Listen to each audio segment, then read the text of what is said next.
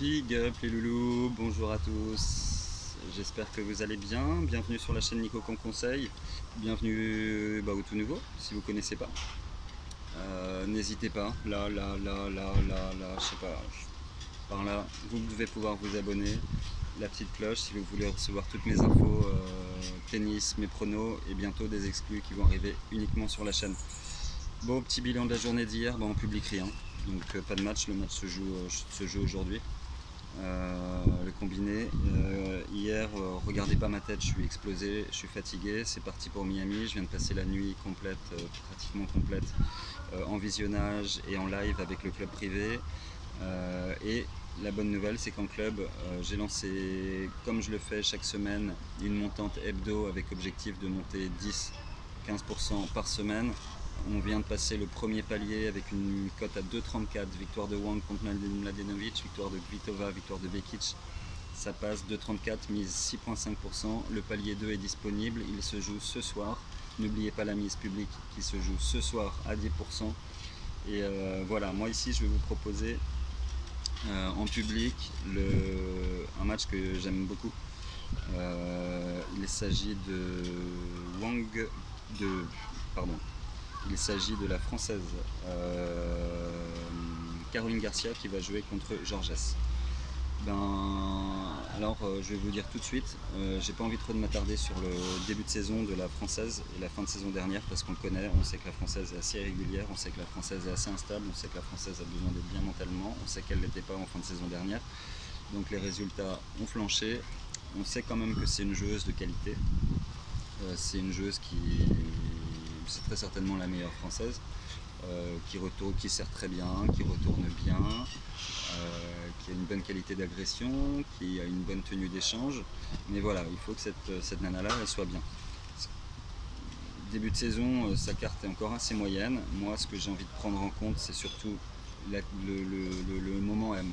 C'est finalement ce qui est important à retenir, c'est la forme du moment, la forme dans laquelle va arriver la joueuse au tournoi là. Et écoutez, moi j'ai vu hier une Garcia qui a eu une très très bonne attitude contre Azarenka, surtout que c'est pas simple de jouer à Azarenka. J'ai vu une Garcia avec une très bonne attitude, un très bon body language. Hier, elle n'a pas pris de risque. Elle a été appliquée, elle a retourné, elle s'est concentrée à ne pas faire beaucoup de fautes, à retourner la balle dans le court, elle est montée à la volée, très bonne tenue d'échange, bonne dans les longs rallyes. Elle n'a pas donné beaucoup de points gratuits. Et elle s'est tout de suite mise assez rapidement dans des bonnes dispositions en attaquant bien le match, en gagnant assez vite 4-0, 5-0 je crois au premier set. Donc elle a accumulé de la confiance également. Donc ça a été un match très positif pour elle. Ça a été vraiment un match très très positif pour elle. Et elle va arriver avec déjà un petit ascendant de confiance, je pense, par rapport à ces derniers temps, parce que ces derniers temps c'était un petit peu compliqué.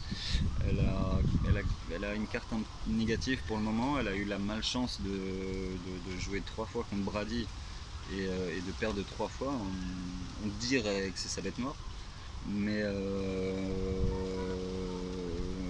voilà, donc 3 défaites contre Brady en 3 matchs, une défaite logique contre Kenin finalement, un petit peu plus tôt dans la saison.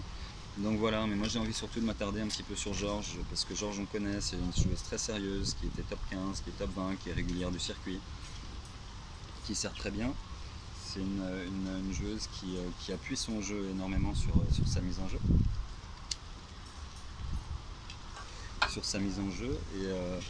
Et d'ailleurs cette année elle a une carte positive parce qu'on est à 9-4 pour l'instant en ratio victoire-défaite, excusez-moi. Mais seulement il faut juste relativiser tout ça parce qu'elle a fait un excellent premier tournoi à Auckland où elle a gagné le titre avec 5 matchs tout de suite. Et encore cette victoire on va la relativiser parce que le tableau c'était pas de la folie. Le tableau c'était Larsson, Bartel, Bouchard, Kuzenva et Andreescu en finale, effectivement, où là c'était plus compliqué, mais c'est pas de la folie. Donc, mais après ce tournoi-là, ça a été plus compliqué pour l'Allemande.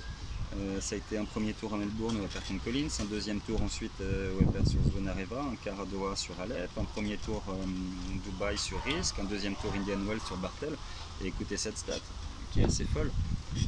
Quand je vous dis que Georges, elle appuie son jeu sur sa mise en jeu, sur ses services, qui sont d'habitude et tournent entre 70 et 75%, et elle sert suffisamment fort pour justement appuyer ensuite les secondes balles.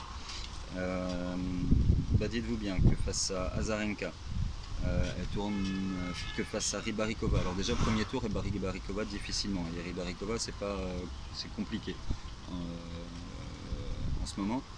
Donc elle bat Rybarikova 6-4-7-5 en passant 40% de première balle. Elle bat ensuite Zvonareva 43%, elle perd contre Zvonareva 43% de première balle. Elle perd contre Bartel 54% de première balle. Elle perd contre Risk 40% de première balle. Elle perd contre Alep 50% de première balle. Et je peux vous en citer d'autres comme des matchs comme ça parce qu'il y en a. Et dites-vous, ça c'est juste les premières balles qu'elle passe. Alors quand elle passe 45% de première balle, elle en gagne que 60%. 60% de ses 45%. Donc c'est un ratio qui reste faible. Pour une joueuse qui s'appuie énormément sur son service, comme elle le fait. Donc moi je pense que dans ce match, si Caro garde toute l'attention qu'elle a mise hier face à Azarenka à s'appliquer et à bien jouer, à bien retourner, à balayer les balles de droite à gauche, à relancer dans le court, à monter au filet, et peut-être en prenant un petit peu plus de risques, mais voilà, et déjà en gardant la solidité qu'elle avait sur ses mises en jeu, Caro a vraiment une carte à jouer. Il faut savoir que le H2H entre les deux joueuses est de 3 rencontres, 3 confrontations à l'avantage de la française, donc déjà un ascendant psychologique. Donc je vais miser 2,5% sur cette mise, sur ce match. Ça va être ce que je fais en plus petit en termes de mise. Pourquoi? Parce que j'ai déjà 10% en public. J'ai mon deuxième palier en club privé qui est assez important également. Donc on ne va pas se disperser. Je vais miser 2,5% sur cette mise-là, cote 1,85, victoire de Caroline Garcia. Merci les loulous, je vous souhaite une excellente journée. On va aller se reposer, on va finir le petit café. Il fait très chaud chez nous, j'espère que ça va. Prenez soin de vous, peace.